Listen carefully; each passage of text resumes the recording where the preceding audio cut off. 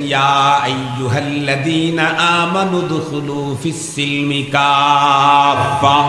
ও ঈমানদার, তুমি 100% ইসলামের ভিতরে ঢুকে যাও। কেন কেন? ইসলামের বাইরে থাকার তোমার পারমিশন নাই, সাথে সাথে ইসলামের বাইরে যাওয়ার তোমার প্রয়োজনতা নাই। কেন?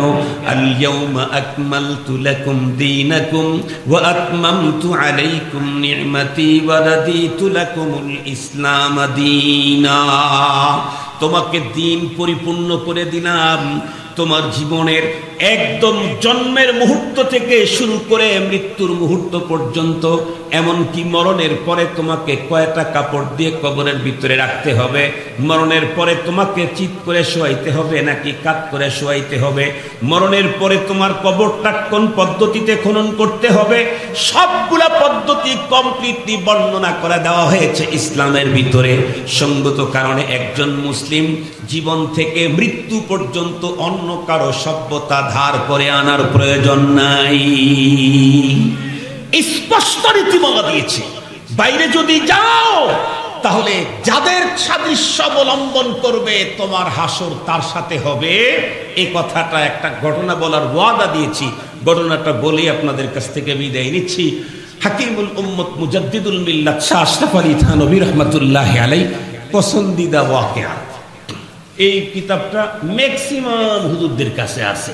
পছন্দিদা ওয়াকিয়া থানভী রাহমাতুল্লাহি আলাইহির ওইখানেই মনে হয় এই ঘটনাটা আছে। এক বুজুর্গ ছিল আরবে, শেখ ওয়াহান। এই লোকটা তেলের ব্যবসা করত, তেল। এই তার ওইখানকার এক ঘটনা একজন বর্ণনা করছেন যে মক্কাতুল মুকাররমাতে একজন মানুষের ইন্তেকাল হলো, সে আলেম। ইন্তেকাল হলে সকলে মিলে সিদ্ধান্ত নিল তাকে পারিবারিক এই কবরস্থানে দাফন করে দিবে। দাফন করে দিয়েছে। আপনারা যারা হজব্রত পালন করতে গেছেন তারা দেখেছেন মক্কা শরীফের, মদিনা শরীফের কবরগুলা কিন্তু আমাদের দেশের মতো সিস্টেম না। ওইখানে কি বাঁশ দেওয়ার সিস্টেম আছে? বাঁশ কই পাবে? নাই। ওইখানকার সিস্টেম ভিন্ন রকমের। একই কবরের ভিতরে রেখে দিল, উপরে ঢাকনা দিয়ে আটকে দিল। এরপরে অনেক দিন পর, 2-4-5 বছর পরে যখন সম্ভাবনা যে এখন আর ওই লাশ আসার এখন নাই, এমনি তো মক্কা মদিনাতে, মক্কা শরীফে নিজের চোখেই তো দেখেছি, কোনো জিনিস মরে গেলে সেটা পচে না। দেখছেন কি আপনি? না, মক্কা শরীফে কোনো জিনিস মরে গেলে সেটা পচে না। এটা আমি নিজের চোখে দেখেছি। মানুষ মরে গেলেও পইচা ফুইলা ফাইটা যায় না। বাংলাদেশে মানুষ মরে গেলেও পচে না, ফাটে না। ওই দেশের আবহাওয়াটাই ওই রকম। আমরা প্রথম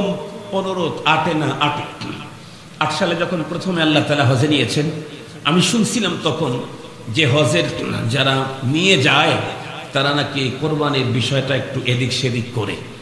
আর কোরবানির বিষয়টা তো জটিল বিষয়। কোরবানি নিশ্চিত না হওয়া পর্যন্ত আপনি হালাল হতে পারবেন না, হলফ করতে পারবেন না। যদি আপনার কোরবানি হওয়ার আগে আপনি হালাল হয়ে যান তাহলে আপনার ঝামেলা হয়ে গেল হজে। এই জন্য আমি আগের থেকে নিয়ত করছি যত কষ্টই হোক কোরবানি আমি নিজ হাতে দেব, তারপরে আমি হলফ করব। এত কষ্ট করে হজে গেছি, একটা কারণে আমার হজ নষ্ট হবে তা হবে না। তো পরে গিয়েছি আমি ওনাদের সাথে ওই পশুর হাটে, গিয়া দেখি অনেক দুম্বা ভেড়া মরে আছে, পাশে রেখে দিছে। মরে গেছে, এখানে রেখে দিছে। শুটকি হয়ে যেতেছে, কোনো গন্ধ নেই, শুটকি হয়ে যায়। আপনি মক্কা মদিনায় গিয়ে দেখেন, মক্কা শরীফে আপনি গোসল করছেন, খুব দ্রুত হারামে গিয়ে নামাজ পড়বেন। এখন এটা বিছায় দিতে গেলে দোতলায় উঠতে হবে, মক্তলায় উঠতে হবে, টাইম নেই। এই জন্য শুধু একটু চিপা রেখে দিছেন। হারাম থেকে নামাজ পড়ে এসে দেখবেন বিছায় দেওয়ার দরকার নাই, ওই অবস্থায় শুকায় গেছে। ওই আবহাওয়াটাই ওরকম ও দেশের। তো আলেমের লাশ ওখানে মাটি দিয়েছে। কয়েক বছর পর তার ফ্যামিলির আর একজন মেয়ে মানুষ ইন্তেকাল করছে। সবাই সিদ্ধান্ত নিল ওই আলেমের লাশ তো এখন ভিতরে হয়তো 2-4টা হাড্ডি গুড্ডি পাওয়া যাবে, আর কিছু পাওয়া যাবে না। তো তার কবরের ভিতরে মেয়েটার লাশটাকে দাফন করা হোক। কিন্তু আজীব ইত্তেফাক, হজের মৌসুম ছিল, আজীব ইত্তেফাক। মেয়েটার লাশটাকে সব কমপ্লিট কাফন টাফন পরায় যখন ওখানে গেছে, যাওয়ার পরে যখন ঢাকনাটা সরাইছে, সরানোর পর দেখতেছে আল্লাহ কি কারবার, মাত্র কিছুক্ষণ পূর্বে মনে হয় একটা লাশ এখানে রেখে গেছে। অথচ পারিবারিক কবরস্থানে তো যে কেউ আসবে না। অবাক কই? এরপরে আরো আশ্চর্য হলো, লাশের শরীরে যে কাফনের কাপড় আছে এটা মুসলিমদের কাফনের কাপড়ের মতো না। আরো আশ্চর্য বিষয় হলো, দেখি তো লাশটা কেমন, কে রাখলো।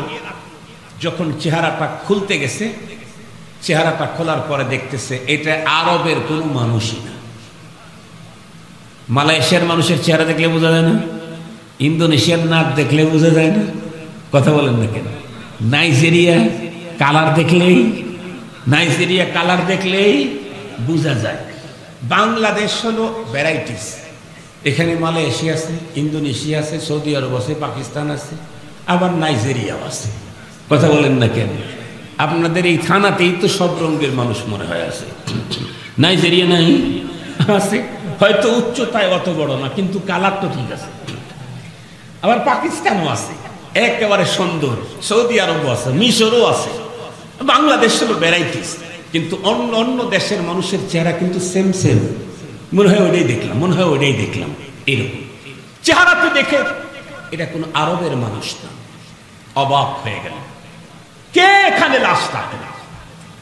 পুরা হজের মৌসুম ছিল, তখন তো এত হাজি ছিল না, হজের মৌসুম ছিল।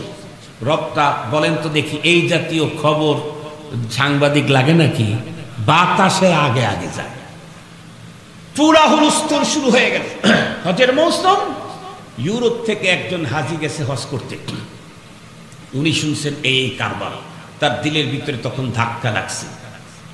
কেনটা একটু পরে শোনেন। উনি দৌড়ায় গেছেন, অনেক মানুষের ভিড়, সকলের ভিড় সেট করে ভিতরে ঢুকলেন। এক নজর তাকায় দেখলেন, আরো আশ্চর্য হলো, ওই জায়গাতে যে লাশটা রাখা আছে সেই লাশটা একজন মহিলা মানুষ। ওনারা দাফন করছেন পুরুষ। ইউরোপের হাজি, হাজার হাজার মানুষের ভিড় ছেদ করে কবরের পাশে গিয়ে এক নজর তাকাবার পরে ডেকে বললেন, আপনারা শান্ত হন, এই কবরের খবর আমার কাছে আছে। সকলেই চিন্তা করলো, না জানি এই লোকে কাজ করছে, এখানে তারে দাফন করছে। উনি তখন তার ভাষায় বললেন, না আমি দাফন করি নাই, বরং এই মেয়েটা এখানকার না। এই মেয়েটা হলো ইউরোপের একটা সম্ভ্রান্ত পরিবারের খ্রিস্টানের মেয়ে। এখন আরো প্রশ্ন বন্ধুরা আমার লেগে গেল, খ্রিস্টানের মেয়ের লাশ এখানে কেমনে এলো? সে তখন উত্তর করলো, শোনো, আমি এই খ্রিস্টানের বাসার ভিতরে কাজ করতাম। আমার আখলাক আর চরিত্র দেখে আমার ওই মহাজনের মেয়ে, অনেক বড় ধনী সম্পদশালীর মেয়ে, সে একটা পর্যায়ে আমার প্রতি তার দুর্বলতা তৈরি হয়। একটা পর্যায়ে আমাকে ডেকে বলে, তুমি কোন ধর্মের মানুষ? সকল কাজের মানুষের মধ্যে তোমার চরিত্র চলাফেরা ভিন্ন রকমের। উনি বলেন, সুযোগ পেয়ে তখন আমি তাকে তাওহীদ আর ইসলামের দাওয়াত লাগায়া দে। সুযোগ যেহেতু পেয়েছি, দাওয়াতটা দিয়ে দিলাম। সে আমার কাছে ইসলামের সৌন্দর্য জানতে চায়, মাহাসিনে ইসলাম। আমি বড় কষ্ট করে ছোট্ট বন্ধুরা আমার এক দুইটা পুস্তিকা তার হাতের ভিতরে দিয়ে দিলাম এবং তাকে বলতাম, তুমি গোপনে গোপনে একটু আমার কাছে আসো, একটা একটা করে ইসলামের সৌন্দর্যের কথা তোমার সামনে তুলে ধরবো।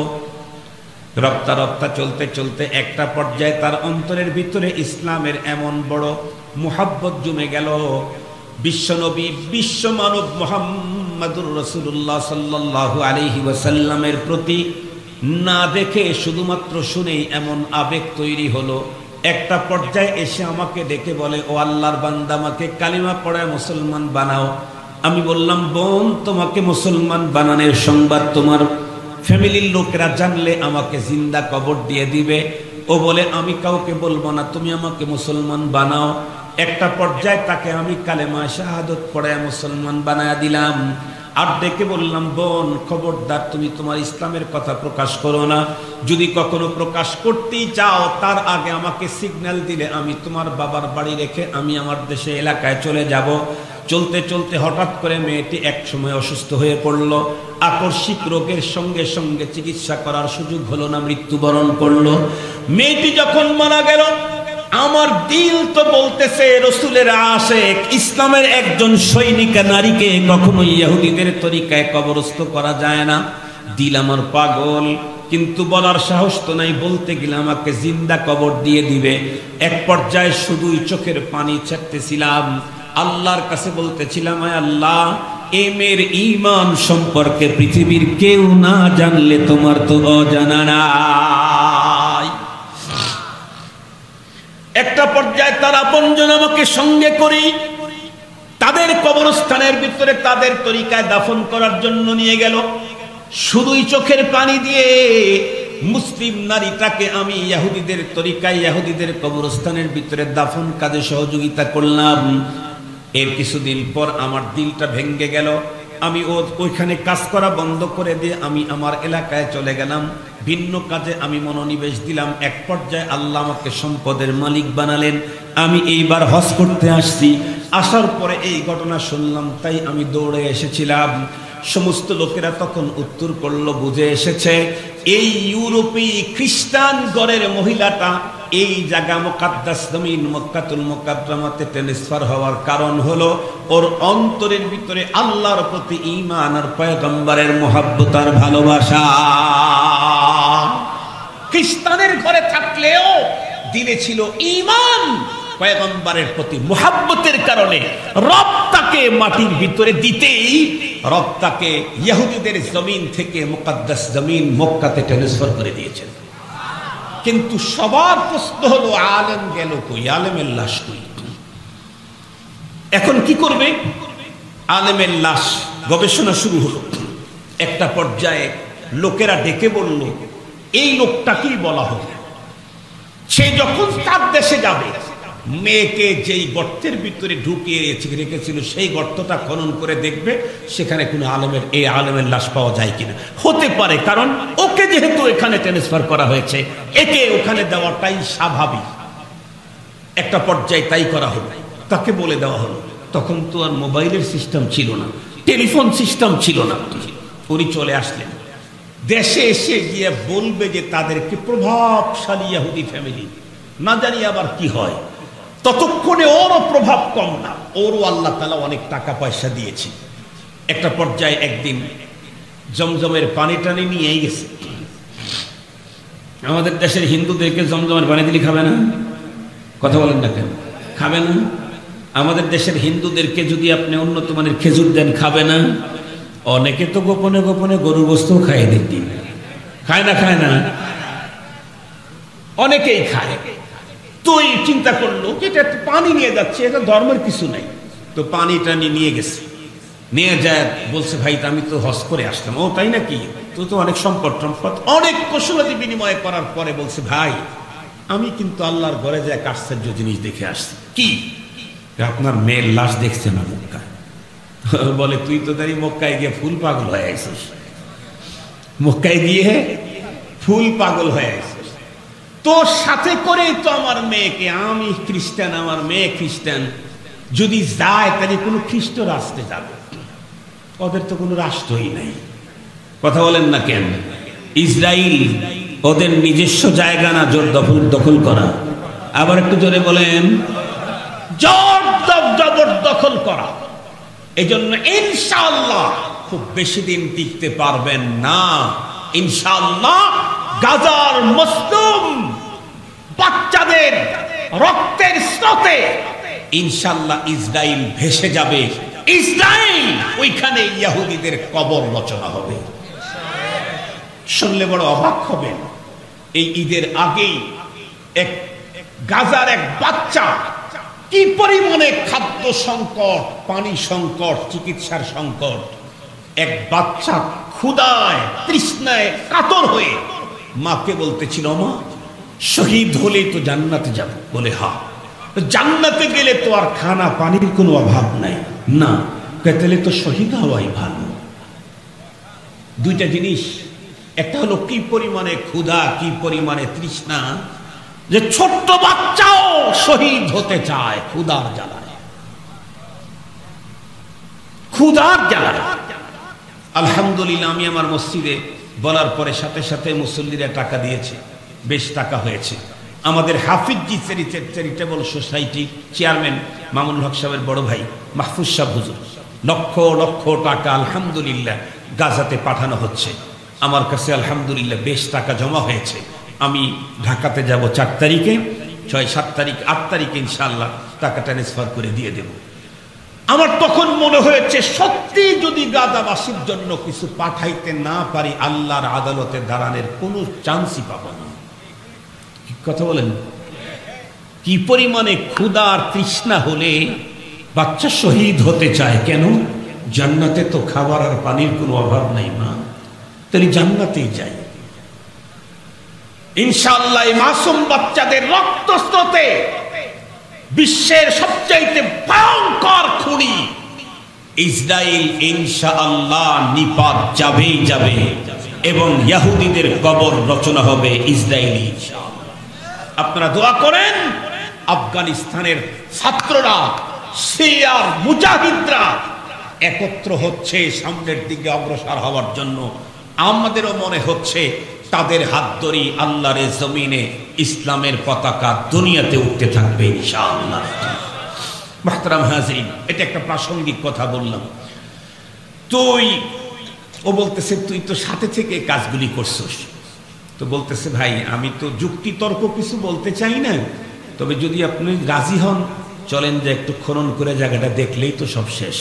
কৌতূহল জাগছে। বলে কি হইতে পারে এমন? না, এটা হইতেই পারে না, কবর দিলাম এখানে, নিজ দিয়ে কেমনে যাবে। পরে আসছে কৌতূহল জানার জন্য। আসার পরে তার গর্ত যখন খনন করছে, তাকে যেখানে কবর দিয়েছিল, সত্যি খনন করার পরে দেখে ওর ভিতরে একটা তরতাজা একটা লাশ। কাপড় টাপড় সব ঠিক আছে, এবং কাফনগুলি হিন্দু খ্রিস্টানদের মতো না। এরপরে মুখ খোলার পরে দেখে সত্যিকারে দাড়িওয়ালা একজন আলেম মানুষ। ওখানে বলে দিয়েছিল যে এমন এমন নাক, এমন মুখ, এমন চেহারা। এরা তো অবাক হয়ে গেল, কিরে তো আমার মেয়ের লাশ খ্রিস্টানের রাজ্য থেকে মক্কায় যাবে কেমনি? ও তখন নির্ভয়ে বলে, আমাকে যদি অভয় দেন তাহলে একটা কথা বলতে চাই। কি? আপনার মেয়ে কিন্তু গোপনে গোপনে আমার কাছে কালিমা পড়ে মুসলমান হয়েছিল। খ্রিস্টান তো ওদের পিতামাতা জড়া ধরে তখন ওই লোকটাকে কান্না করে, আমার মেয়ে গোপনে গোপনে মুসলিম হয়েছিল, তুই বললি না কেন? তাহলে তো আমরা এভাবে তাকে পুঁতে রাখতাম। তখন তো অবস্থা অন্যরকম। খবর পাঠানো হলো মক্কায়। মক্কার আলেমদের কাছে যখন মেসেজ চলে গেল, সত্যি তো মক্কার এই আলেমের লাশ পাওয়া গেছে হলো ইউরোপের খ্রিস্টানের কবরস্থানের ভিতরে। এখন অনুসন্ধান শুরু হলো। এমনটি কেন হলো? মহিলার লাশ এখানে, এটা বোঝা গেল ইসলাম আর রাসূল প্রেমের কারণে। কিন্তু আলেমের লাশটা কেন মুকদ্দাস জমিন থেকে আল্লাহ পাক রব্বুল আলামিন খ্রিস্টানের রাজ্যে পাঠায়া দিলেন? খ্রিস্টানদের কবরস্থানে কেন? খুব বেশি বন্ধুরা আমার অনুসন্ধান চালালো। 100 জনকে জিজ্ঞাসা করলে 100 জন লোক উত্তর দেয়, আমাদের অঞ্চলে এর চাইতে বড় দিনদার, বড় সুন্দর মানুষ আমরা কোনোদিন দেখি নাই। সবাই যখন ভালো রিপোর্ট দেয়, না না, কোনো না কোনো জায়গায় প্রবলেম না থাকলে তো এমন হওয়ার কথা না। শেষ পর্যন্ত তার স্ত্রীর কাছে যাওয়া হলো। স্ত্রীকে ওলামায়ে কেরাম জিজ্ঞাসা করলো, বোন তুমি সত্যিকারে বলো তো দেখি, তোমার স্বামীর ব্যাপারে কোনো রিপোর্ট আছে নাকি? মেয়েটি তখন কান্না করে ডেকে বলে, কি আর বলবো, আমার স্বামীর মতো এমন দিনদার স্বামী মক্কাতে অন্য কারো আছে বলে আমি বিশ্বাস করি না। অনেকেই নামাজ রোজাতে দিনদার, কিন্তু আচার আচরণ ভালো না। অনেকের আচার আচরণ কথাবার্তা বড় চমৎকার, কিন্তু লেনদেন বড় ভয়ঙ্কর। আছে না নাই? কথায় ফেরেশতার মতো লেনদেন, ইবলিসের চাইতেও খারাপ। অনেকের কথা বড় সুন্দর, কিন্তু কাজ ভয়ঙ্কর। আমার স্বামী এই জাতীয় ছিল না। আমার হক হুকুক আদায় করতে কিঞ্চিত পরিমাণে কখনো এদিক সেদিক করে নাই। উলামায়ে কেরাম ডেকে বলে, বোন যাই বলো, এ পর্যন্ত সমস্ত মানুষ এই জাতীয় রিপোর্টই দিয়েছে, কিন্তু তাই যদি হয় তাহলে তোমার স্বামীকে দাফন করা হলো মুকদ্দাস মক্কার জমিনে। সেখান থেকে তার লাশ রব্বে কারীম জমিনের ভিতর দিয়ে ইহুদিদের কবরস্থানে পাঠায় দিল কেন? উনি তখন কেনে কেনে বললেন, শুধু একটা কথা আমার মনে পড়ে। বলে কি? আমার স্বামী 5 ওয়াক্ত নামাজ জামাতের সাথে হারামের ভিতরে পড়তেন। আওয়াবিন তাহাজ্জুদ ইশরা কোনটাই তার বন্ধ ছিল না, সবকিছুতেই উনি 100 ছিলেন। শুধু একটা কথা আমার বারবার উকি মারতেছে আমার মস্তিষ্কের ভিতরে, কি? স্বামী আর স্ত্রী বিশেষ সাক্ষাতের পরে প্রচন্ড শীতের দিনে যখন গোসল করতে যাইতাম, স্বামী আমার তখন গোসল করত আর ডেকে বলতো যে ইসলামের এই পদ্ধতিটা আমার কাছে চয়েস হয় না, এর চাইতে খ্রিস্টানদের পদ্ধতিটাই ভালো। খ্রিস্টানদের ধর্মের ভিতরে স্বামী স্ত্রী বিশেষ সাক্ষাতের কারণে কোনো গোসল ফরজ হয় না। যতদূর পর্যন্ত মাইকের আওয়াজ যায়, এই আল্লাহর বান্দা আমল কি খ্রিস্টানদের তরিকায় করছে না ইসলামের তরিকায় করেছে? আমল কিন্তু ইসলামের তরিকায় করেছে। স্ত্রী সহবাসের পরে গোসল করতে গেছে, বাট গোসলখানায় গিয়ে ইসলামের এই রীতিটাকে চয়েস হয় না কথা বলে খ্রিস্টানদের রীতি চয়েসের কথা শুধু মুখ দিয়ে বলেছে, আমল কিন্তু তাদেরটা করে নাই। এতটুকুনের কারণে আল্লাহ পাক রব্বুল আলামিন আলেমের প্রতি এত বড় বন্ধুরা আমার নাখোশ হয়ে গেছে। হাকিমুল উম্মত থানবী রাহমাতুল্লাহি আলাইহি ঘটনার বর্ণনাতে বন্ধুরা আমার শিরোনাম দিয়েছেন, ইস্তেহসানে কুফর ভি কুফর হ্যায়, ইস্তেহসানে কুফর ভি কুফর হ্যায়। কুফরি কোন মতবাদকে সুন্দর বলা আর মোহাব্বত করা, এটাও বন্ধুরা আমার কুফরি। তাই যদি হয় বলুন তো দেখি, ঈদের দিনে ওই জাতীয় যাত্রা যারা করলো, বলুন তো দেখি তাদের প্রত্যেকের ঈমান আর কালিমা দোহরানো ছাড়া কোনো উপায় না। ইস্তেহসানে কুফর ভি কুফর হ্যায়। কাজ উনি করেন নাই খ্রিস্টানদের, খ্রিস্টীয় সিস্টেমে কাজ করেন নাই, কাজ তো ইসলামের দায় করেছেন, গোসল করেছেন। শুধু বলেছেন এই সিস্টেমটা ইসলামেরটা আমার কাছে ভালো লাগে না, খ্রিস্টানদেরটা ভালো লাগে। এই কাজের পরে তাদের ধর্মে গোসলের প্রয়োজনীয়তা নাই। নাউজুবিল্লাহ বলেন। এতটুকুর কারণে যদি এত বড় একজন আলেমের লাশ মক্কার পবিত্র জমিন থেকে শর্ট করে ইহুদিদের জমিনে পাঠানো হয়, আমার আপনার কি হবে? আমার আপনার কি হবে? এই জন্যই তো মুহতারাম হাজিরিন, আমাদের হযরত আবু বকর সিদ্দিক রাদিয়াল্লাহু তাআলা আনহু বলতেন, কাফনের কাফন নতুন পুরাতন দামি আর বেদামি নিয়ে পেরেশানি করো না। কেন? এই কাপড়টা তো কতক্ষণ থাকবে? কবরে যাওয়া পর্যন্ত, প্রশ্নোত্তর পর্ব কমপ্লিট হওয়া পর্যন্ত। প্রশ্নোত্তর পর্বে যদি তুমি সফল হও, আলবিসুহু মিনাল জান্নাহ, সুবহানাল্লাহ বললেন না যে? আফরিশুহু মিনাল জান্নাহ ওয়াফতাহু লাহু বাবান ইলাল জান্নাহ। সাথে সাথে তোমার কাফনের কাপড় সে যে দেশেরই হোক খুলে ফেলা হবে, তোমার শরীরে জড়ানো হবে জান্নাতি রেশমের কাপড়। এজন্য কাপড়ের কাপড় দামি বেদামি নিয়ে কোনো টেনশন করো না, এ তো শুধু উপর থেকে নিচে যাওয়া পর্যন্ত। মুহতারাম হাজিরিন, আর যদি উত্তর দিতে না পারো তাহলে জাহান্নামের পোশাক পরিয়ে দাও, আগুনের, আগুনের বিছানা বিছিয়ে দাও, জাহান্নাম থেকে ওর কবর পর্যন্ত পথ তৈরি করে দাও, যাতে আগুনের লেলিহান শিখা ওকে পোড়াইতেই থাকে। মুহতারাম হাজিরিন, আর যদি অন্তরে থাকে কোন ইহুদিবাদের প্রীতি, শিরিকের প্রীতি, নাসারা প্রীতি, মুশরিক প্রীতি, বৌদ্ধদের প্রীতি, অন্যদের সভ্যতার সংস্কৃতির প্রীতি যদি থাকে, তাহলে মক্কায় দাফন করলেও শর্ট করে মুশরিক আর ইহুদিদের জমিনে পাঠায় দিবে তার লাশ। এই জন্য মুহতারাম হাজিরিন, বড় ভয়ঙ্কর বিষয়, বড় সিরিয়াস বিষয়, আল মারউ মা মান আহাব্বা মান তাশাব্বাহা বিকওমিন ফাহুয়া মিনহুম। আমি তো অন্য কারো সভ্যতা নেয়ার আমার প্রয়োজন নাই। কেন? রব আমাকে সব সেক্টরে উন্নত স্পষ্ট নীতিমালা আমাকে দিয়েছেন। প্রয়োজন যেমন নাই, পারমিশনও, কথা বলেন না কেন, প্রয়োজন যেমন নাই, অন্যদেরটা গ্রহণ করার পারমিশনও নেই। আমি যতটুকু অন্যদের সভ্যতা সংস্কৃতি জীবনের যে কোনো ক্ষেত্রে গ্রহণ করব, এতটুকুনি আমার পরপারের জন্য ভয়ঙ্কর রূপ ধারণ করবে। আল্লাহ আমাদের সকলকে পুরাপুরি মুমিন হিসাবে, মুসলিম হিসাবে দুনিয়াতে থাকা, ঈমানের মহা সম্পদ নিয়ে কবরে যাওয়ার তৌফিক দান করুক। জি মুহতারাম হাজিরিন, আমি কিন্তু দিলে দিলে খুব খুশি। গত বছর এসে লোক বেশি হয়েছে না? কথা বলেন না কেন? গত বছর এসে লোক বেশি হয়েছে না? গত বছরের সে লোক বেশি হয়েছে, মাত্র 2 বছর। আর 4টা বছর অপেক্ষা করেন, দেখবেন ইনশাআল্লাহ এইটুকের ভিতরে আপনার ধরবেই না, ইনশাআল্লাহ ইনশাআল্লাহ। দ্বীনের আলো বিশ্বনবী ওই জাবালে নূরের গর্ত থেকে নিয়ে প্রথমে আম্মাজান খাদিজাতুল কুবরাকে দিয়েছিলেন, এরপরে হযরত আলীকে দিয়েছিলেন, এরপরে আবু বকর সিদ্দিক রাদিয়াল্লাহু তাআলা আনহুকে দিয়েছিলেন, এরপরে এখন তামাম দুনিয়ায়, কথা বলেন না কেন, 200 কোটির অধিক। আলহামদুলিল্লাহ বলেন। আমাদের দ্বীনের আলো তাফসীরুল কোরআন মাহফিল উলামা তোলাবাদের মাধ্যমে শুরু হয়েছে। 2য় বছরই আলহামদুলিল্লাহ যথেষ্ট পরিমাণে লোক এসেছে। আমাদের এই প্রোগ্রাম চলতেই থাকবে ইনশাআল্লাহ।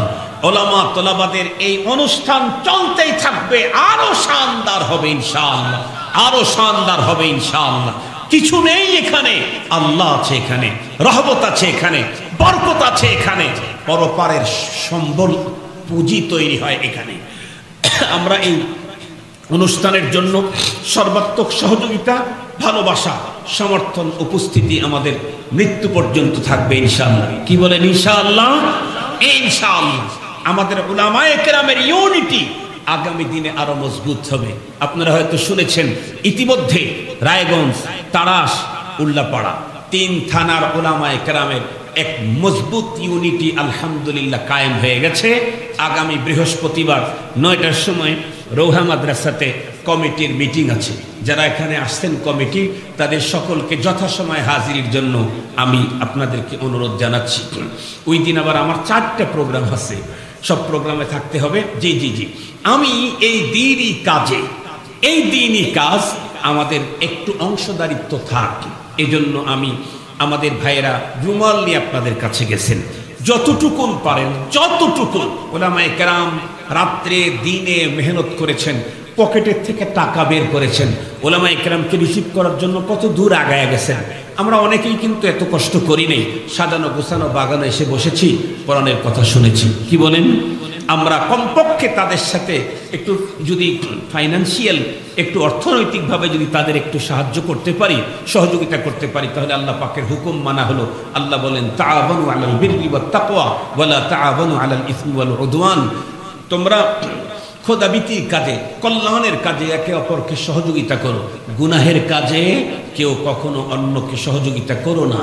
এই জন্য আলহামদুলিল্লাহ আমাদের হযরত উলামায়ে কেরাম, তাই ভিতরে ঢুকে পড়লে ভালো হয়, আমাদের যে ভাইদের কাছে ব্যাগ আছে, আপনাদের কাছে ব্যাগ নিয়ে যাচ্ছে, প্রত্যেকেই পকেটে হাত দেন।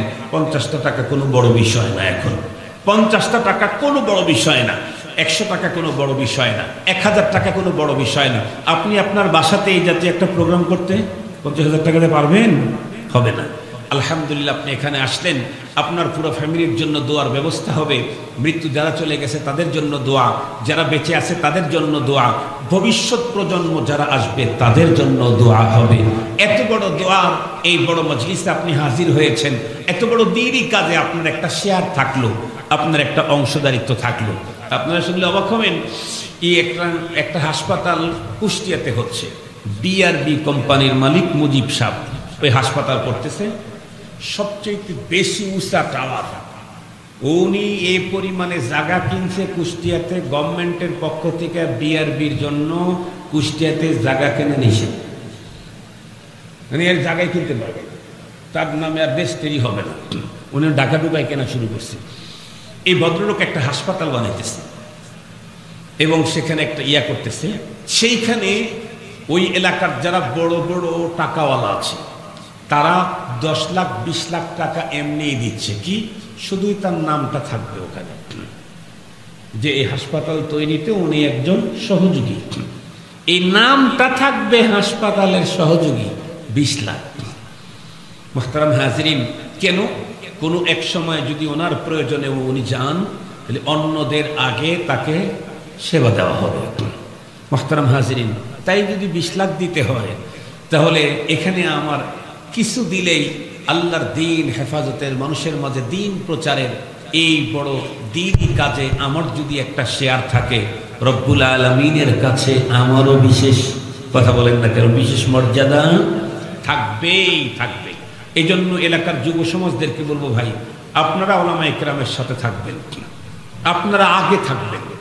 উলামায়ে কেরামদেরকে বলবেন, হুজুর বা ভাই বা ভাতিজা তোমরা কাজ চালাও, আমরা ইনশাআল্লাহ যত ধরনের সহযোগিতা দেওয়া লাগে, কোরআনের মেলা এখানে প্রতি বছরই বসবে, এর জন্য যত সহযোগিতা লাগে আমরা করব। কি বলেন ইনশাআল্লাহ? এলাকার ভাইয়ের একটু হাত তুলে কি দেখাবেন ইনশাআল্লাহ?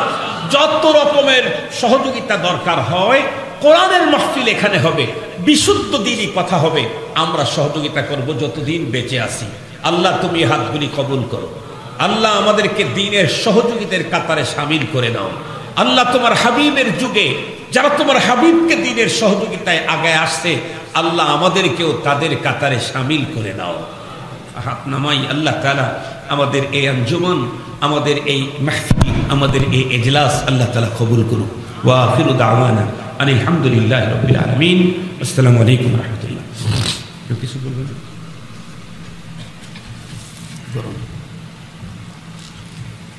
বসেন, এই কয়েক মিনিটের মধ্যে দোয়া হয়েছে। আলহামদুলিল্লাহ। اللهم لك الحمد كله ولك الشكر كله ولك الخلق كله ولك الملك كله بيدك الأمر كله إليك يرجع الأمر كله إنك على كل شيء قدير يا حي يا قيوم برحمتك نستغيث أصلح لنا شأننا كله ولا تكلنا إلى أنفسنا طرفة عين رب ارحمهما كما ربياني صغيرا رب ارحمهما كما ربياني صغيرا ربنا هب لنا من أزواجنا وذرياتنا قرة أعين واجعلنا للمتقين إماما رب العالمين পৌতা ওলামা তোলাবা সংগঠন ইসলাহুল মুসলিমিনের ইন্তেজামে আয়োজিত দ্বিতীয় বার্ষিক তাফসীরুল কোরআন মাহফিলের আখেরি মুহূর্ত। ইয়া আল্লাহ, রাত্রি 12টা পেরিয়ে গেছে, গভীর রাত পর্যন্ত ঈদুল ফিতরের পরের দিন মানুষ যখন আনন্দে বিভোর, সেই মুহূর্তে তোমার নেককার পরহেজগার বান্দা বান্দিরা দুনিয়ার হাজার আনন্দকে পিছনে ফেলে রেখে দ্বীনের নিসবতে কোরআনে পাকের মহব্বতে আয়োজিত মাহফিলে অংশগ্রহণ করে গভীর রাত পর্যন্ত কোরআনী আলোচনা শ্রবণ করার পরে ভিক্ষুকের মতো সম্মিলিত হাত দুখানি তোমার আরশের দিকে উঁচু করেছি। মালিক, মেহেরবানি করে আমাদের প্রত্যেকের আশা বসা আজকের ইন্তেজাম এবং এই সংগঠন কবুল করে নাও। রব্বুল আলামিন, আমাদের প্রত্যেকের তামাম জীবনের সমুদয় গুনাহগুলি মাফ করে দাও। ওগো রব্বুল আলামিন, রমজানের চাঁদ চলে গেছে, শাওয়ালের চাঁদ উদয় হয়েছে, জাহান্নামের গেটগুলা খোলা হয়েছে। আল্লাহ তোমার কুদরতের পা জড়া ধরে বলি, মালিক, জাহান্নামের গেটগুলা যদিও খোলা হয়ে থাকে, তোমার কাছে আমাদের আবেদন, আমাদের আপনজনদের কবরের ভিতরে জাহান্নামের আগুন ঢুকতে দিও না। আল্লাহ, আমাদের পিতা মাতা সহ আপনজন যারা দুনিয়া থেকে চিরবিদায় নিয়েছে, তাদেরকে চিরস্থায়ী ক্ষমা করে দাও। তাদের কবরগুলি তুমি আল্লাহ রহমত দিয়ে ভরে দাও, কবরগুলাকে তুমি জান্নাতের বাগান বানিয়ে দাও। রব্বুল আলামিন, জানি না আর কতদিন পর্যন্ত তোমার জমিনে বসবাসের সুযোগ আমাদের আছে। আল্লাহ, রমজান চলে গেছে, কিন্তু ওই পরিমাণের মর্যাদায় রমজান কাটাইতে পারি নাই। গুনাহ মাফ হয়েছে কিনা জানি না, রহমত পেয়েছি কিনা জানি না, জাহান্নাম থেকে মুক্তির সনদ আমার মিলেছে কিনা জানি না। আল্লাহ, রমজানের পরে, ঈদের পরে প্রথম রজনীতে জান্নাতি বাগানের ভিতরে বসে বুক ভরা আশা নিয়ে হাত দুখানি উঁচু করেছে। মালিক, আমাদের প্রত্যেককে জাহান্নাম থেকে মুক্তির সনদ দিয়ে দাও। আল্লাহ, আমাদেরকে তুমি জান্নাতি বান্দা বান্দি হিসাবে কবুল করে নাও। দুনিয়া আখিরাতের সব ধরনের বালা মুসিবত থেকে আমাদেরকে রক্ষা করো। আমাদের সন্তান যারা দুনিয়াতে এখন আছে, ভবিষ্যৎ যারা আসবে, তাদের প্রত্যেককে কুফরি শিরকি বেদাতের ছোঁয়া থেকে রক্ষা করো। আল্লাহ, আল্লাহ, বিজাতিদের অপসংস্কৃতি থেকে মুসলমানদেরকে বাঁচাও। এ রব্বে কারীম, তুমি না আমাদেরকে বলেছো ইসলামের ভিতরে পুরোপুরি ঢুকতে হবে, ইসলামের বাইরে যাওয়ার পারমিশন নাই, প্রয়োজনও নাই। আল্লাহ, মেহেরবানি করে আমাদের প্রত্যেককে তোমার দ্বীনের উপরে চলার তৌফিক দান করে দাও। রব্বুল আলামিন, আমাদের অন্তরে যদি বিজাতীয় কোনো সভ্যতার প্রেম মোহাব্বত অন্তরে থেকে থাকে ধুয়ে মুছে পরিষ্কার করে দাও। আল্লাহ, পরপারে জাহান্নামের আগুন সইবার মতো কোনো ক্ষমতা আমাদের নাই। তুমি আমাদেরকে তোমার দয়া দিয়ে মাফ করে জান্নাতি হিসাবে কবুল ও মঞ্জুর করে নাও। আল্লাহ, জানি না কার অন্তরের ভিতরে কোন ব্যথা বেদনা আছে, দূর করে দাও। জানি না কে কোন মুসিবতের মধ্যে আছে, মুসিবত হটায় দাও। জানি না কোন পেরেশানিতে আছে, পেরেশানি দূর করে দাও। ইয়া আল্লাহ, আমাদেরকে গুনাহমুক্ত জীবন দাও, পেরেশানি মুক্ত জীবন দাও। আল্লাহ, আমাদেরকে ইজ্জতের জীবন দাও। আল্লাহ, আমাদেরকে আসানির জীবন দাও। আয় রব্বুল আলামিন, কার ঘরের ভিতরে যুবতী কন্যা আছে, আল্লাহ নেককার পাত্রের ব্যবস্থা করে দাও। ইয়া আল্লাহ, জানি না কার জীবন জীবিকায় প্রবলেম আছে, রিজকে হালালে বরকত দান করে দাও। জানি না তোমার কোন বান্দা বান্দি ঋণে জড়ে গেছে, পাওনাদাররা এসে অসম্মানী করে, বেইজ্জতি করে। আল্লাহ, তুমি তোমার দয়া দিয়া যারা ঋণগ্রস্ত হয়েছে তাদেরকে ঋণ পরিশোধ করার তৌফিক দিয়ে দাও। আল্লাহ, তামাম পৃথিবীর মুসলমানদেরকে রক্ষা করো, বিশেষ করে গাজার মুসলমানদেরকে বাঁচাও, কাশ্মীরের মুসলমানদেরকে রক্ষা করো। আল্লাহ, আর কত কাল পর্যন্ত মুসলমান তার নিজের স্বজাতীয় ভাইদের রক্তস্রোত দেখবে? আর কতদিন? সহ্য হয় না ইয়া আল্লাহ, সহ্য হয় না।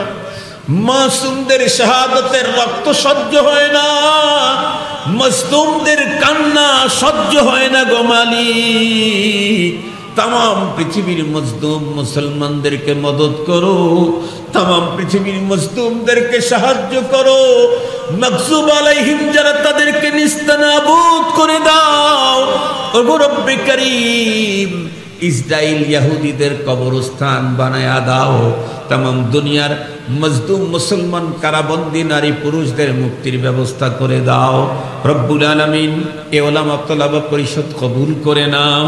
আল্লাহ, আমাদেরকে মৃত্যু পর্যন্ত ইখলাসের সঙ্গে তোমার দ্বীনের সঙ্গে লেগে থাকার তৌফিক দিয়ে দাও।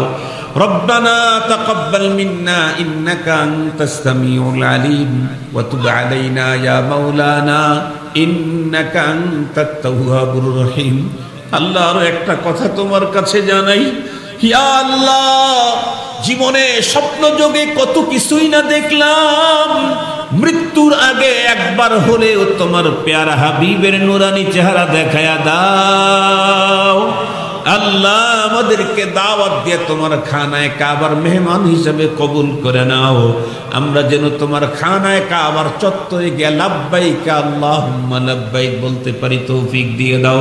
সুবহান রাব্বিকা রব্বিল ইজ্জাতি আম্মা ইয়াসিফুন ওয়া সালামুন আলাল মুরসালিন ওয়ালহামদুলিল্লাহি রাব্বিল আলামিন বিরহমাতিকা ইয়া আরহামার রাহিমিন। আসসালামু আলাইকুম ওয়া রাহমাতুল্লাহি ওয়া বারাকাতুহু।